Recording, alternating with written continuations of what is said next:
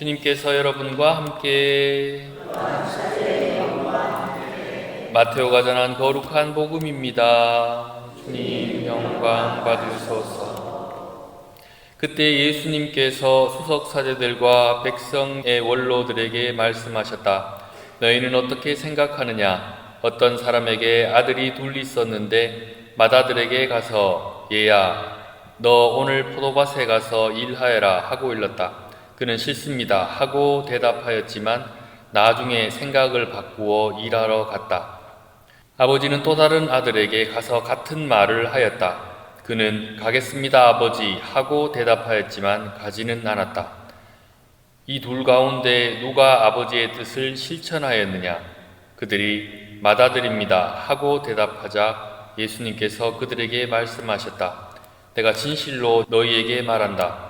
세리와 창녀들이 너희보다 먼저 하느님의 나라에 들어간다. 사실 요한이 너희에게 와서 의로운 길을 가르칠 때 너희는 그를 믿지 않았지만 세리와 창녀들은 그를 믿었다. 너희는 그것을 보고도 생각을 바꾸지 않고 끝내 그를 믿지 않았다. 주님의 말씀입니다. 참예수님 반갑습니다. 어제 오늘은 좀 바쁘게 지냈네요. 샌프란시스코 갔다 오고 또 트라벨리도 갔다 오고 분주한 날을 보내고 있습니다. 평안하십니까? 평안할 때도 있고 안 할 때도 있죠. 그런 것 같아요. 요즘 드는 생각 중에 하나가 항상 평화로우면 무슨 재미로 살겠나 하는 생각이 들어요. 그래서 이런 일도 있고 저런 일도 있다는 게 우리 삶이고 인생이다라는 생각을 하게 되면 조금 더 마음이 너그러워지는 것 같습니다. 항상 좋은 일만 있을 수 있겠는가 싶은 생각을 해봅니다. 제가 지난번에 냉담이란 말은 저는 싫어한다고 말씀드렸습니다. 왜냐하면 냉담, 문자 그대로 이제 해석하자면 차갑다, 뭐가 마음이 가슴이 차갑다. 성당을 안 나온다고 해가지고 성당을 나오는 사람이 성당 안 나오는 사람 보고 가슴이 차갑다, 니는 마음이 차갑다 라고 어떻게 얘기할 수 있겠는가 싶은 생각이 듭니다. 각자 나름대로의 삶의 방식이 있고 또 삶의 사정들이 있겠죠. 우리는 다만 그들을 위해서 기도하고 권유할 뿐이지 너희는 마음이 차가운 사람이라고 할 권리는 없는 것 같습니다. 그래서 저는 쉬는 교우라는 표현을 더 좋아하는데 잠시 쉬고 있는 거죠, 신앙생활을. 예전에 수원교구 복음화국에서 조사를 했답니다. 조사를 했는데 쉬는 교우가 되는 이유에 대해서 설문조사를 하니까 3가지 랭킹이 나왔답니다. 3등은 뭐냐 하면 신자들 사이에서 상처받는 것, 그리고 신부님 수녀님한테 상처받는 것, 그게 쉬는 교우가 되는 이유의 3번째 이유랍니다. 2등은 무엇이냐? 미사, 전례 이런 것들이 무의미하게 느껴지는 것. 전례 참여해봤자, 교회 행사 참여해봤자 이게 나의 삶에 무슨 의미가 있는 것이지? 라는 생각이 들기 때문이랍니다. 그러면 대망의 1등은 무엇이겠습니까? 대망의 1등. 대망의 1등은 고해성사가 부담스러워서. 동준이 이해 안 되지? 이해 안 되지. 동준이 이해 안 된답니다. 동준이 하잖아요. 그죠? 여기는 이해되는 분들이 많을 거야.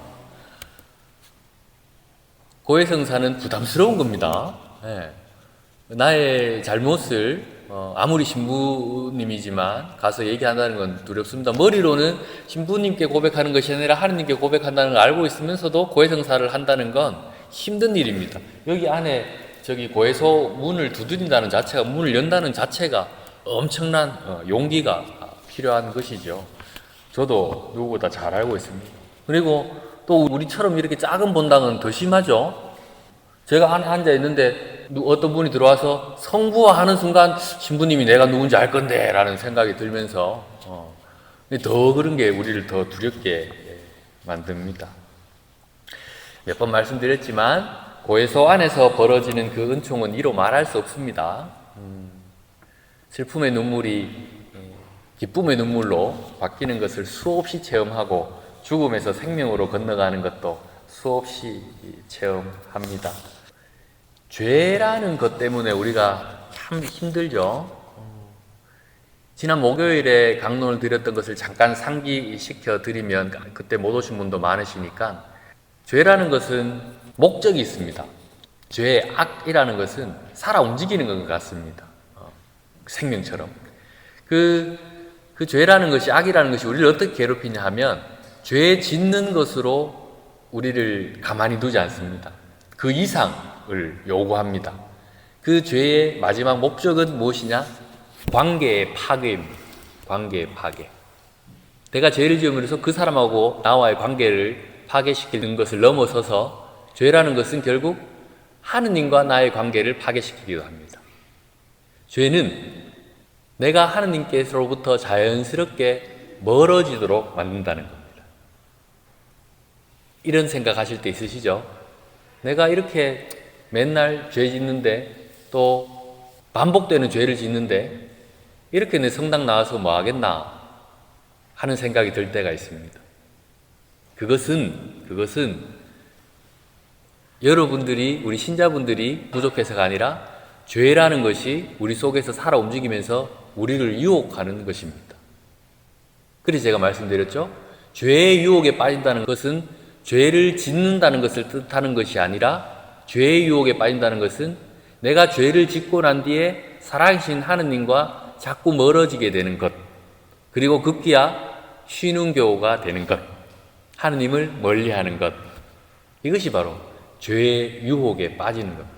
내가 죄를 짓는 것은 죄의 유혹에 빠지기 전에 있는 과정일 뿐입니다. 죄를 짓는 것은. 하지만 죄의 결과는 하느님과 나를 멀어지게 한다는 것이죠. 이것은 저의 말이 아니라 교리서에도 나와 있고, 또 그리고 수많은 성인들, 수많은 영성가들이 그렇게 얘기해오고 있습니다. 자꾸 나 자신에 대해서 실망하게 만든다는 것이죠.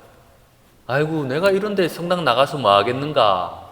내가 이렇게 죄를 짓는데, 안 지려고 그렇게 다짐했는데 성당 나가도 달라지는 게 하나도 없네, 똑같네, 뭐 이런 생각을 자꾸 하게 만든다는 것이죠. 죄가 바로 그런 것입니다.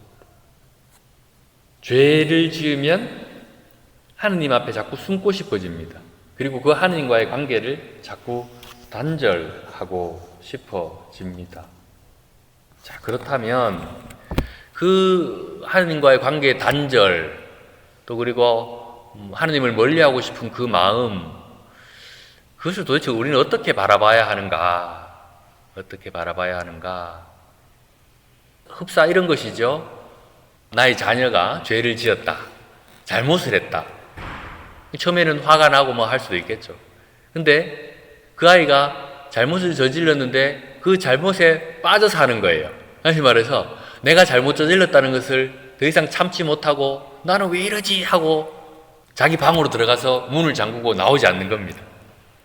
그 문 안에서 엄마, 나는 왜 이럴까? 나는 왜 이렇게 계속 잘못을 할까? 아빠, 나는 왜 이렇게 계속 반복되는 잘못을 할까? 하면서 나는 밥도 먹으면 안 돼. 이 문을 더 이상 나가지 않겠어. 다른 사람들 만나지 않겠어. 나는 그냥 이 방 안에 있을 거야.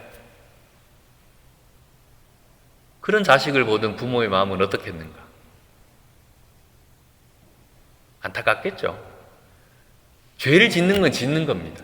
더 중요한 건 죄를 짓고 난 이후에 우리의 삶입니다. 세상에 죄 안 짓는 사람이 있습니까? 아무도 없습니다. 그리고 반복되는 죄 안 짓는 사람이 있습니까? 아무도 없습니다. 그 죄는 우리가 이 세상에 나오는 그 순간부터 우리는 그 죄라는 것과 함께 살아갈 수밖에 없는 부족한 존재들입니다. 그것을 인정해야죠. 우리는 그 이후의 삶이 중요합니다. 그것을 이겨내고 다시 시작하려는 노력이 필요합니다. 내 방에 들어가서 문을 잠그고 끊임없이 자책하고 실망하는 나 자신이 아니라 그 문을 나와서 다시 또 학교도 가고 다시 또 친구들도 만나고 해야 하는, 그게 부모가 원하는 삶이요, 신앙인으로서는 하느님이 우리에게 원하는 삶이라는 것입니다. 하나님께서 우리의 불행을 바라실까요? 행복을 바라실까요? 너무나 명확한 답입니다. 우리가 고통스러워하기를 바라실까요? 아니면 기뻐하기를 바라실까요? 비록 죄를 짓지만 죄 때문에 우리가 계속해서 고통스러워하고 계속 아파하는 우리들의 모습을 원하지는 않으실 것입니다. 그래서 마련한 교회의 성사, 그러니까 거룩한 일, 그것이 바로 고해 성사라는 것이죠. 더 이상 그 죄 속에 아파하지 말고 죄책감 느끼면서 슬퍼하지 말고 고해 성사 안에서 하나님의 용서를 믿고 다시 시작하거라 하고 교회에서 마련한 성사인 것이죠. 근데 우리는 용기 내기 힘들합니다. 오늘 복음에 아버지와 두 아들이 등장합니다. 아버지는 두 아들에게 똑같이 포도밭에 일하러 가길 당부하십니다. 맏아들은 싫습니다. 하지만 나중에 생각을 바꾸어 일하러 갔답니다. 둘째 아들에게 물어봤더니 그 아들은 예, 가겠습니다 했는데 결국엔 일하러 가지 않았답니다. 그리고 오늘 복음은 두 아들 중에 저는 일하러 가기 싫습니다, 포도밭에 가기 싫습니다 했지만 나중에 생각을 바꾸어 포도밭에 간 그 맏아들을 하나님의 말씀을 실천한 사람으로 우리에게 말해 줍니다. 하나님의 뜻 자주 얘기합니다. 하나님의 뜻을 살기 위해 모인 우리들인데 이 하나님의 뜻에 맞게 살았다고 복음에서 전해지는 이 맏아들에게 한 집중해 봅니다. 그리고 이 맏아들의 마음에 집중해 봅니다. 마음을 돌리고 다시 포도밭으로 갔다. 마음을 돌리고. 아버지가 말씀하신 포도밭, 처음부터 예 하고 바로 갈 수 있으면 참 좋겠지만 우리 삶은 그렇게 녹록지 않습니다. 내가 하고 싶은 것도 많고 또 누군가에 의해서 해야 되는 일도 많고 또 다른 유혹들도 많습니다. 하지만 처음에 가지 못하더라도 다음에라도 가면 됩니다. 오늘 예수님께서는 그것을 우리에게 말씀해 주시는 겁니다. 돌고 돌더라도 결국엔 포도밭으로 가는 게 중요하다. 하느님의 뜻을 따르는 것이 중요하다라는 것입니다. 우린 죽을 때까지 죄라는 것에서 자유로울 수 없을 것입니다. 항상 죄 때문에 힘들어하고 죄책감 속에서 살아갈지도 모르겠습니다. 하지만 그 죄 때문에 실망하고 아파하고 고통스러워하는 그런 나의 모습을 하나님께서는 결코 원하시지 않을 것이다. 최소한 제가 아는 하느님, 또 제가 만나본 하느님은 그런 분이십니다. 마음을 돌리고 다시 포도밭으로 갔다. 지금 나의 부족한 모습을 인정하고 다시 시작하면 됩니다. 괜찮습니다. 완벽한 사람 아무도 없고 죄 짓지 않는 사람 아무도 없습니다. 예수님께서 말씀하신 이 맏아들로 살기 위해서 같이 한번 노력해 보죠. 마음을 돌리고 다시 포도밭으로 갔다.